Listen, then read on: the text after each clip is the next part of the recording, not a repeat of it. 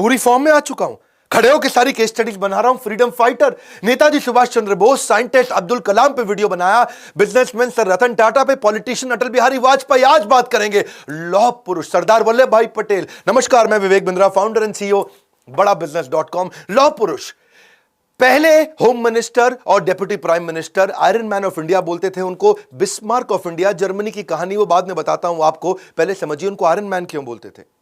छोटी उम्र में एक बार उनको फोड़ा हो गया, फोड़े में भर गई पस, वहां तक बहुत दर्द। डॉक्टर बोला कि इसमें तो थोड़ा जलता हुआ गर्म लोहा डालना पड़ेगा, फोड़ना पड़ेगा फोड़े को। बहुत मुश्किल था वो, डॉक्टर भी घबरा रहा था, माता पिता रिश्तेदार दोस्त बोले नहीं हो पाएगा, नहीं हो पाएगा। छोटी उम्र में सरदार वल्लभ भाई पटेल अपने हाथ से उस गर्म जलते हुए लोहे को लिया और उस फोड़े को फोड़ दिया। एक्चुअली टॉलरेट करने की दर्द को ना बहुत बड़ी एबिलिटी थी उनके अंदर, फियरलेस थे, डरते नहीं थे। विल पावर उनकी बचपन से दिखती थी। आपने कभी सोचा है अगर सरदार वल्लभ भाई पटेल नहीं होते तो देश कैसा होता? अगर आप कश्मीर से कन्याकुमारी या अगरतला से अहमदाबाद तक अगर आपको जाना तो कम से कम 7-8 बार वीजा लेना पड़ता। सोच रहे हो मेरी बात को? अगर नॉर्थ से साउथ की तरफ चल रहे हो, कितनी बार वीजा, कितनी बार परमिशन लेना पड़ता। ये देश नहीं होता, ये कई देशों का एक कॉन्टिनेंट होता इंडिया। अंग्रेजों ने जहां हिंदुस्तान को टुकड़ों में बांटा था, वहीं सरदार पटेल ने उस खाई को पाटा था। 31 अक्टूबर 1875 नाडियाड गुजरात के अंदर इनका जन्म हुआ। शुरू से शुरू करते हैं। पिता जावर भाई पटेल किसान और फ्रीडम फाइटर, 1857 के फ्रीडम मूवमेंट में उन्होंने भी बड़ा योगदान दिया था। आर्थिक स्थिति शुरू में कमजोर थी, दोस्तों से किताबें मांग के पढ़ा करते थे। 10वीं क्लास उन्होंने N K high school Petlad Gujarat के अंदर 1897 में पढ़ाई पूरी करी। बाद में उन्होंने लॉ की पढ़ाई करी, सेकंड रैंक लेकर के आए और राइट टू प्रैक्टिस लेके आए। लेकिन लॉयर ऐसे बने जो कि अनडिफीटेबल, उनको हरा नहीं सकता था कोई। शुरू में तो वो गांधी को पसंद नहीं करते थे। जब गांधी गुजरात क्लब आते भी है ना, तो वो बोले कि भाई ऐसे संडास साफ करके और ब्रह्मचर्य का व्रत करके देश में आज़ादी नहीं मिलने वाली। वो लॉयर थे उस समय, बहुत उनको जबरदस्त लॉयर हुआ करते थे। लेकिन 2 साल के बाद जब चंपारण का सत्याग्रह से वो बड़े प्रभावित हुए, उसको देख के, से कहते हैं फलेन परचीयते। गांधी के जब उन्होंने फल को देखा वो बड़ा प्रभावित हुए उससे। फलेन परचीयते मतलब फल परिचय कराता है कि जड़ कैसी थी। किसी पेड़ के बारे में जानना हो ना, पेड़ कैसा है, तो फले न परिचित है। उस पेड़ में अगर फल बढ़िया लग रहा तो मतलब पेड़ ठीक है।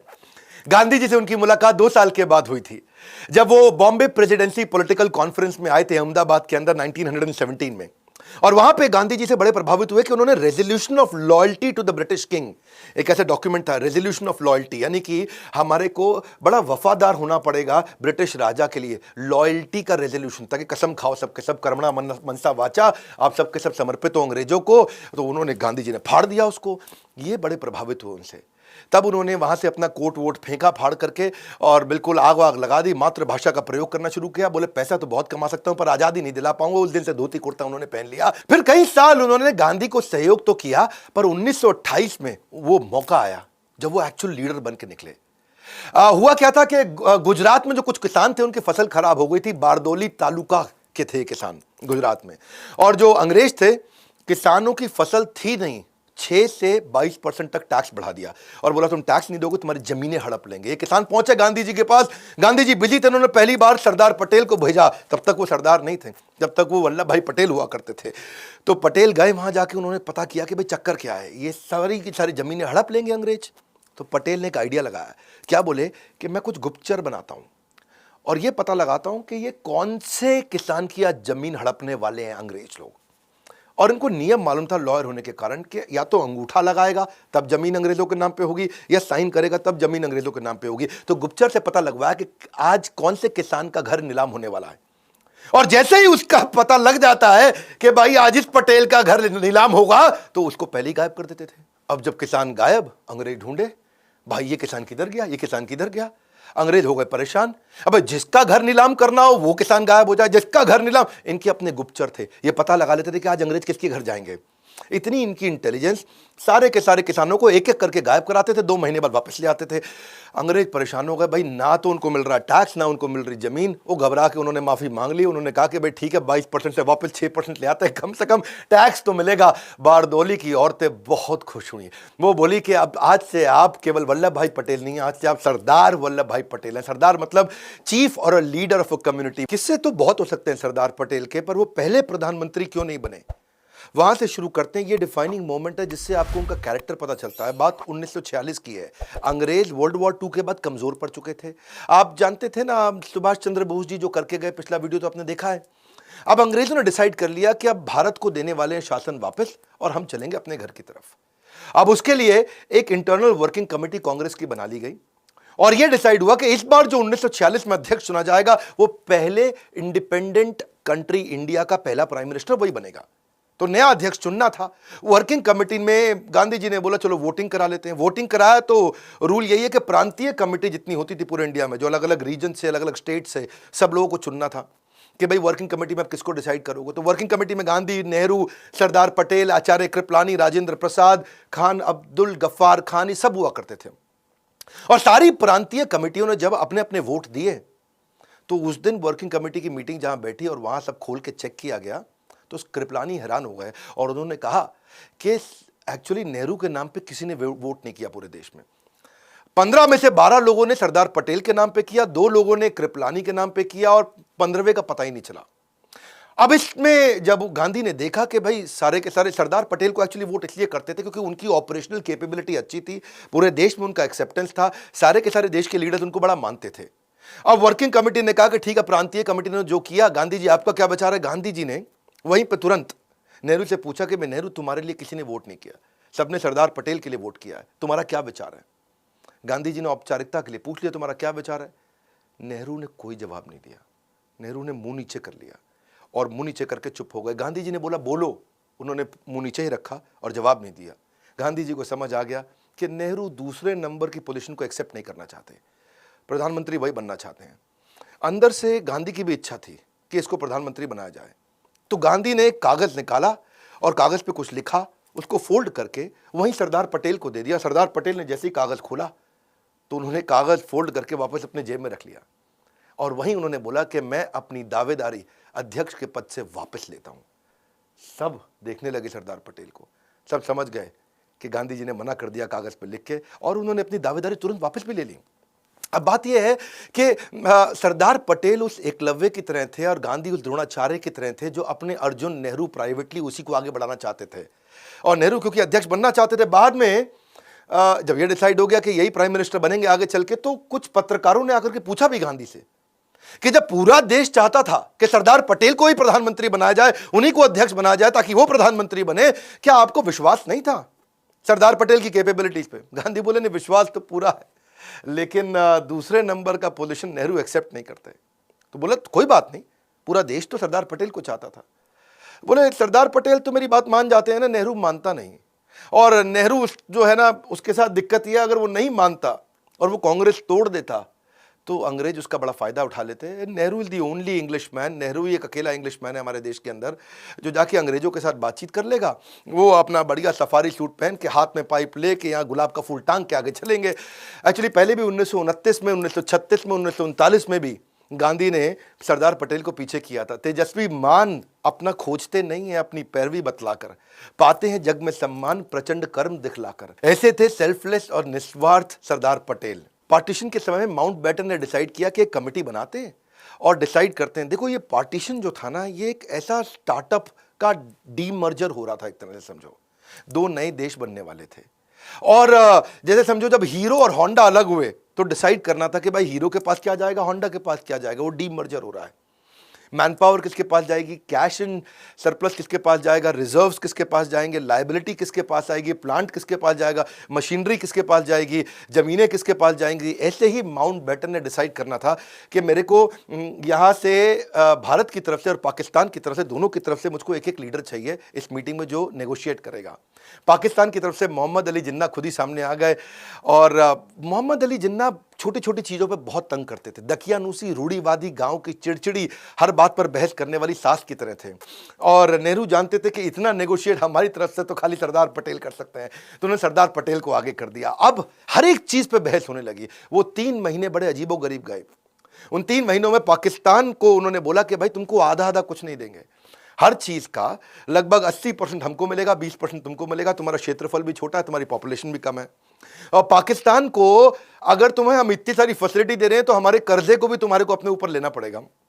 तो ये थे सरदार पटेल, जिन्होंने बड़ा अच्छा नेगोशिएशन कराया कि भाई कैश में सोना चांदी, डाक की टिकटें, पोस्टल रेवेन्यू स्टैंप, ये सब कैसे डिवाइड किए जाएंगे। 400 करोड़ रुपया उस समय भारत के पास हुआ करता था। तो जिन्ना ने बोला कि भाई आधा आधा कर दो, 200 तुम रखो 200 हम रखेंगे। सरदार पटेल बोले नहीं, तुमको 75 करोड़ ही मिलेंगे, क्योंकि तुम्हारी जनसंख्या और खर्च दोनों ही कम है हमसे, तो उसमें से 20 करोड़ तुमको अभी दे देंगे, 55 करोड़ बाद में दे देंगे। जिन्ना चालाक थे, एक मौका भी नहीं छोड़ना चाहते थे। बोले मुझको करेंसी प्रिंटिंग मशीन भी दे दो।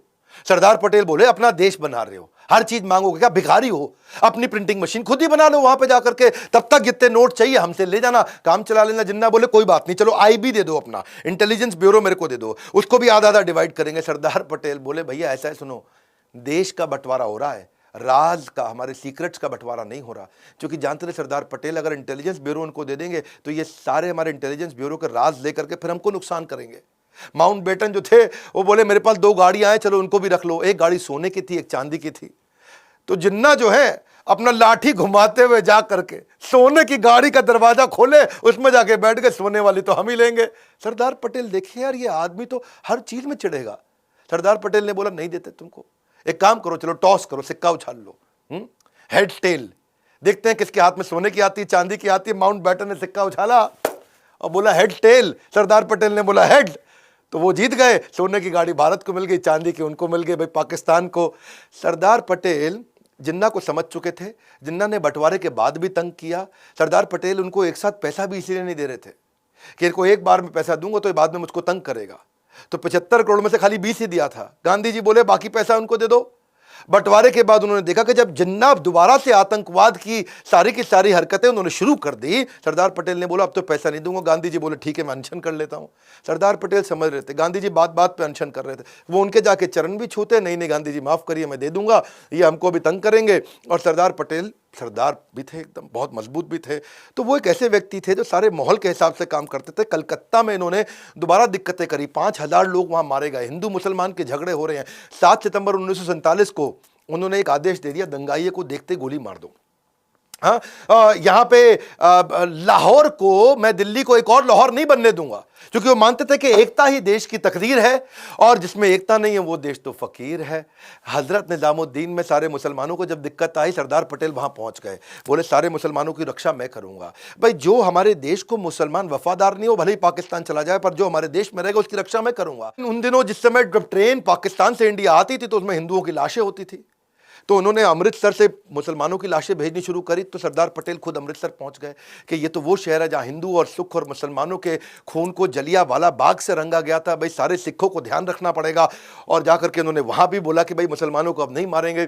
समूहम सर्वभूतेषु, सरदार पटेल ऐसे व्यक्ति थे जो मुसलमान और हिंदुओं सबकी रक्षा करना चाहते थे। बेसिकली इनके कॉन्ट्रीब्यूशन में जो हिस्सा था ना, वो जो 565 रियासतें इन्होंने जोड़ी, सबको जोड़ करके भारत को अखंड बनाया, जो नेगोशिएशंस किए, वो सरदार पटेल का बहुत बड़ा कंट्रीब्यूशन था। ये साम दाम दंड भेद तीनों चारों किया करते थे। बातचीत की नीति हो गया साम दाम, भाई बातचीत करके 561 रियासतें इन्होंने साथ में कंट्रोल कर ली। जो नहीं माना जूनागढ़, तो वहां जाके भेद कर दिया जूनागढ़ के अंदर। जो बिल्कुल नहीं माना जैसे कि हैदराबाद, वहां जाके उनको दंड दिया। ऐसे व्यक्ति थे सरदार पटेल के, डसते नहीं थे, फन दिखा के डरा देते थे। जोधपुर जूनागढ़ में बड़ी दिक्कत आई। जोधपुर के राजा थे, वो सारी 22 की 22 रियासतें, पूरे राजस्थान की, ग्रेटर राजस्थान की, वो जोधपुर से इन्फ्लुएंस थी, क्योंकि जोधपुर बहुत बड़ा था। और वहां के जो राजा हनवंत सिंह थे, 1947 में वो धौलपुर के महाराज नवाब की मदद से, जो भोपाल वाले थे, उनकी मदद से जाके जिन्ना से मिले और जिन्ना के साथ उन्होंने नेगोशिएशन कर लिया।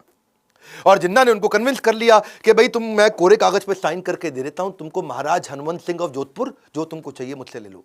और डिसीजन ये हो गया कि कराची का बंदरगाह की सुविधा दे देंगे आपको, रेलवे के आने जाने की सुविधा दे देंगे, अनाज और शस्त्रों के इंपोर्ट एक्सपोर्ट की पूरी सुविधा दे देंगे। तो इनको इतना कंफर्ट आ गया, बोले हम तो जा रहे हैं पाकिस्तान में। और जोधपुर के इन्फ्लुएंस के चक्कर में राजस्थान की जो बाकी 21 रियासतें थी, वो भी जोधपुर के पीछे पीछे चलती थी। उन्होंने भारत के साथ जुड़ने को मना कर दिया। सरदार पटेल के लिए बहुत दिक्कत आ गई। सरदार पटेल ने जो वीपी मेनन, ये वीपी मेनन पे एक वीडियो बनाना बनता है, बहुत जबरदस्त आदमी थे उनके टाइम के, उन्होंने उसको भेजा कि जाओ भैया तुम जोधपुर के महाराज से जाके मिलो और उनको बोलो इंस्ट्रूमेंट ऑफ एक्सेशन पे साइन कर दो, तुम भारत के साथ ही रहने वाले हो। जाके वहां वीपी मेनन पहुंचे तो जोधपुर के महाराजा ने रिवॉल्वर लगा दी उसके गले पे, बोला तुझको तो खत्म कर दूंगा। बेचारा वीपी मेनन वापस आया, समझ में आया इनको कि भाई सरदार पटेल को सुनने नहीं वाला। तो मैंने बताया ना, ये फन दिखा के डराते थे। इन्होंने जोधपुर के राजा को बोला दिल्ली आओ मुझसे मिलने के लिए। जोधपुर के महाराज जब दिल्ली पहुंचे, हनुमंत सिंह को मिलने के बाद बोले कि तुम्हारे जो पिता है ना, वो मेरे बहुत अच्छे दोस्त थे और तुम्हें मेरी देख रेख में छोड़ के गए हैं। और मेरी बात समझ लो, अगर तुम ऐसे नहीं मानोगे तो पिता के रूप में आकर के ऐसा दंड दे के तुम्हें सुधारूंगा, अकल आ जाएगी तुमको। और उनको, क्योंकि ना इनको मालूम था कि जैसलमेर, बीकानेर, ये सब कोई साथ में नहीं आया और ये पाक के साथ जाके मिल गया। अगर पाकिस्तान के साथ और राजस्थान पाकिस्तान के पास चला जाता तो पूरा राजस्थान मिला के पाकिस्तान दिल्ली के नजदीक आता। और किसी देश की राजधानी अगर बाजू वाले देश के बिल्कुल नजदीक हो तो देश की राजधानी पर खतरा बढ़ जाता है। तो इन्होंने उनको समझाया जोधपुर के राजा को, भाई मेरी बात सुन, तेरे जो जनता है ना वो तेरा साथ नहीं देगी, सारी जनता तेरी हिंदू है और पाकिस्तान के साथ जबरदस्ती जोड़ा तो जनता समेत मैं तेरे खिलाफ खड़ा हो जाऊंगा, खत्म कर दूंगा। तो नतीजा बाद में यही निकला कि इन्होंने साइन कर दिया, बोला ठीक है जी सरदार पटेल जी माफी मांगता हूं, सारी 21 रियासतें इनके साथ वापस आ गई। इधर पूरा राजस्थान कंट्रोल में आया, लेकिन गुजरात का जूनागढ़, वहां हो गई दिक्कत, क्योंकि जूनागढ़ में पॉपुलेशन तो हिंदू की थी, राजा मुसलमान था। वो बोला हम पाकिस्तान से मिलेंगे। बिना लड़े सरदार पटेल ने वीपी मेनन को फिर बोला, जाओ भैया जूनागढ़ पहुंच जाओ, इस बार मैं लड़ूंगा नहीं। बिना लड़े कैसे करेंगे, इसे बोलते हैं कूटनीति। बोला राजा से मत मिलना, जागीरदारों से मिलो। ऊपर राजा है, नीचे जागीरदार है छोटे छोटे, उनसे जाके मिलो, उनको जाके भड़का दो और जाकर के क्या बोलो, उनको बोलो कि तुम्हारा मुस्लिम नवाब मुस्लिम मुल्क के चंगुल में तुम सबको फंसवा देगा। तुम सारे हिंदू हो, तुम्हारा नवाब मुसलमान, वो देश मुसलमान, तुम सब फंस जाओगे। जैसे ही ये बोला तो वहां विद्रोह चालू हो गया। सारे जागीरदार राजा को बोलने लगे, मुस्लिम नवाब को, वहां पे हम नहीं जाएंगे पाकिस्तान में। और बिना लड़े इन्होंने क्या बोला, कूटनीति से चलो वोटिंग करा लो। जब वोटिंग कराया गया 1948 के अंदर जूनागढ़ में, तो इंडिया के लिए उनसे पूछा किसको वोट दोगे, इंडिया में रहोगे कि पाकिस्तान में रहोगे। तो 1,19,000 लोगों ने भारत के लिए वोट किया, केवल 91 लोगों ने पाकिस्तान के लिए वोट किया। यहां से जूनागढ़ वापस आया। हैदराबाद में ज्यादा दिक्कत थी, क्योंकि हैदराबाद बड़ा बहुत था, वो इतना बड़ा था, आज का हैदराबाद नहीं है, आंध्र प्रदेश, तेलंगाना, कर्नाटका, मध्य प्रदेश, छत्तीसगढ़ के काफी इलाके हैदराबाद में आते थे। हैदराबाद भारत देश का पेट था, पेट का बन चुका था कैंसर। और जो वो हैदराबाद के निजाम का सलाहकार था वो बहुत पागल आदमी कासिम रिजवी, उसके साथ दिक्कत। 12 जून 1947 को भारत आजाद हुआ नहीं, उसने पहले ही अपने आप को घोषित कर दिया हम आजाद हो चुके हैं। अब कितना सरदार पटेल उनको समझाए, ये उल्टा धमकी दे दे। ये बोले हम सबसे अमीर हैं, सबसे शक्तिशाली हैं, वास्तव में शक्तिशाली थे और हमारे पे कोई कब्जा कर नहीं पाएगा और भारत तुम्हारी क्या औकात, हम सेपरेट देश हो चुके हैं। अच्छा, पटेल युद्ध करना नहीं चाहते थे, क्योंकि वैसे ही इंडिया पाकिस्तान का बहुत जरा टसल चल ही रहा था। और ये लेकिन हैदराबाद वाले मान नहीं रहे। इन्होंने पाकिस्तान को 20 करोड़ रुपया उधार दे दिया, पाकिस्तान को और एम्पावर किए जा रहे थे, और ताकि पाकिस्तान कश्मीर में लड़ने के लिए भारत के खिलाफ हथियार खरीद सके। हिंदुओं का बलात्कार कर रहे, हत्या कर रहे, लूटपाट कर रहे।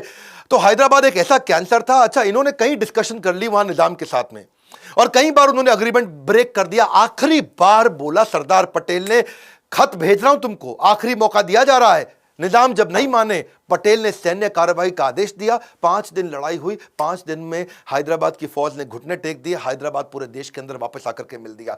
इसी तरह कश्मीर में दिक्कत आ रही थी। अब कश्मीर में दिक्कत क्या थी, वहां के राजा थे हरि सिंह, वो कहते भाई हम भी नहीं मानेंगे, है जी, हमाऊ अलग देश, है जी, हमारा ही अलग देश हो गया। राजा हरि सिंह बोले यार मेरा तो प्लान ही अलग है, मैं इसको स्विट्जरलैंड बना दूंगा, कश्मीर बड़ा खूबसूरत है, इसको स्विट्जरलैंड बनाऊंगा, मेरी ज्योग्राफिकल कंडीशन बहुत अच्छी है।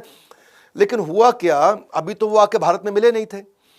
हुआ ये कि वहां से वो इंडिपेंडेंट रहना चाहते थे, वहां से पाकिस्तान ने क्या गलती कर दी, 22 अक्टूबर 1947 को कबालियों के माध्यम से उन्होंने जेएनके पे हमला कर दिया, और कश्मीर के जो लोकल मुस्लिम थे वो कबालियों के पाकिस्तानियों के साथ मिल गए। और जैसे ही वो पाकिस्तान के साथ मिल गए, राजा हरि सिंह बहुत दिक्कत में आ गए। अब मौका ढूंढते थे सरदार पटेल, बिना लड़े इस बार फिर उन्होंने कहा वीपी मेनन जाओ जम्मू पहुंच जाओ। और जम्मू गए, वीपी मेनन को भेजा वहां जाकर के, और उनको बोला हम है ना आपकी सहायता करने के लिए। और वीपी मेनन आ गए, बोले ये जितने कबालिए हैं ना इन सबको ऐसे उड़ा देंगे 2 मिनट में, तुम बिल्कुल टेंशन मत लो, तुम खाली कागज साइन कर दो कि तुम भारत के साथ रहोगे। और इंस्ट्रूमेंट ऑफ एक्सेशन लेके गए कि भाई हम तुम हमारे साथ मिलने वाले हो। और जाके राजा हरि सिंह ने तुरंत साइन कर दिया, बोला मरता क्या ना करता, मेरे को भारतीय फौज की मदद चाहिए इस समय, कबालियों से हमको बचा लो। और भारतीय फौज वहां पहुंच गई, कबालियों को उखाड़ के खत्म कर दिया। ये ऐसे व्यक्ति थे सरदार पटेल, इन्होंने पूरे भारत को एक किया, एक धागे में पूरे भारत को जोड़ दिया। आज हमारा भारत इतना बड़ा बड़ा समृद्ध शक्तिशाली है। यहाँ की मैनेजमेंट ऑपरेशंस को तेज किया। अंग्रेजों के टाइम के जो आईसीएस हुआ करते थे, इंडियन सिविल सर्विस, उन्होंने इनको आईएएस बना दिया, क्योंकि इंडियन सिविल सर्विस के लोग वो book keeping, accounting, warehouse management, छोटे छोटे काम करते थे। इन्होंने आईएएस को एम्पावर किया कि वो प्रशासन में सहयोग करे, कानून को लागू करे, लॉ एंड ऑर्डर अच्छा करे, एग्जीक्यूशन की स्पीड तेज करे, पॉलिसीज बनाए, इंपोर्ट के डिसीजन ले, secretary, joint secretary, additional secretary, magistrate, वो सारे इन्होंने तैयार कर दिए। और बाद में फिर आगे चल के जो शेख अब्दुल्ला आए, उन्होंने जम्मू एंड कश्मीर के लिए अलग स्पेशल स्टेटस की डिमांड करी, उसको स्वीकार भी कर लिया। लेकिन सरदार पटेल जानते थे कि आज ये इंडिपेंडेंट स्टेटस मांग रहे हैं, आगे चल करके ये इंडिपेंडेंट कंट्री बनने की कोशिश करेंगे। हुआ भी यही। सरदार पटेल ने उस समय में आर्टिकल 370 में एक मामूली सा बदलाव कर दिया, छोटा सा बदलाव। और क्या लिखा? संसद जब चाहे राष्ट्रपति के अप्रूवल से धारा 370 को खत्म कर सकती है। आज हमारी सरकार ने उसी का फायदा उठा करके जम्मू कश्मीर को पूर्ण रूप से भारत में मिला लिया है। ये पैटर्न बेस्ड प्रेडिक्शंस कर लेते थे। चाइना के बारे में शुरू से समझ रहे थे। विदेश मंत्रालय सरदार पटेल के पास नहीं था, नेहरू के पास था, लेकिन ये फिर भी बिहेवियरल पैटर्न चाइना का ऑब्जर्व कर रहे थे कि चाइना का जो विस्तारवाद, यानी कि जो सिक्किम को, तिब्बत को, सबको एक्वायर करना चाहता है, उसके कंसिस्टेंट एफर्ट कर रहा है, सिक्किम भी मेरा हो जाए, तिब्बत भी मेरा हो जाए, ये सरदार पटेल पहचान रहे थे। पटेल ने बोला नेहरू को, ये कम्युनिस्ट पावर है, हम डेमोक्रेटिक हैं, इनसे दूर रहो, कम्युनिस्ट से दूर रहो। लेकिन नेहरू ने जाके उनको प्रमोट कर दिया चाइना को यूनाइटेड नेशन सिक्योरिटी काउंसिल में, उनको परमानेंट मेंबर भी बना दिया। आगे चल के वही हुआ 1950 में चाइना ने तिब्बत पे भी अटैक किया, हजारों लोगों की क्रूर तरीके से हत्या करी, औरतों का बलात्कार किया, बच्चियों का बलात्कार किया, महिलाओं की ब्रेस्ट काट दी उन्होंने तिब्बत के अंदर, 22 धर्म गुरुओं को अरेस्ट करके उनको यातनाएं दी। पटेल पैटर्न बेस्ड प्रोडक्शन समझते थे, ये उनकी इंटेलिजेंस थी। 1962 में फिर से चीन ने हमारे पंचशील समझौते को तोड़ा और अक्साई चीन को उन्होंने आके अपने कब्जे में कर लिया। आज भी वो अरुणाचल प्रदेश, लद्दाख, इस सबको अपने कब्जे में तो लेना चाहता है। चाइना क्या कर रहा है? आज वीटो पावर का इस्तेमाल कर रहा है इंटरनेशनल लेवल पे हमारे खिलाफ। UNSC, United nation security council में हमारे को वीटो पावर ना मिल जाए, उसके लिए वो लगातार काम कर रहा है। जैश ए मोहम्मद के फाउंडर जो है मसूद अजहर, उसको इंटरनेशनल टेररिस्ट घोषित नहीं करने दे रहा। कश्मीर के मुद्दे में पाकिस्तान का फेवर कर रहा है। बहरहाल एक युग का अंत हुआ। मुंबई के बिरला हाउस में 15 दिसंबर 1950 को आपका देहांत हुआ, आपका देह अंत हुआ, आत्मा का अंत नहीं। आत्मा आज भी हमारे देश में बसती है। लंबी बीमारी के बाद दिल का दौरा पड़ने से सरदार पटेल हमारे बीच में नहीं रहे। देश के पहले राष्ट्रपति राजेंद्र प्रसाद का कहना है कि जब इंसान अपने पद से नहीं बल्कि अपने काम से प्यार करता है, वही सरदार पटेल बन पाता है।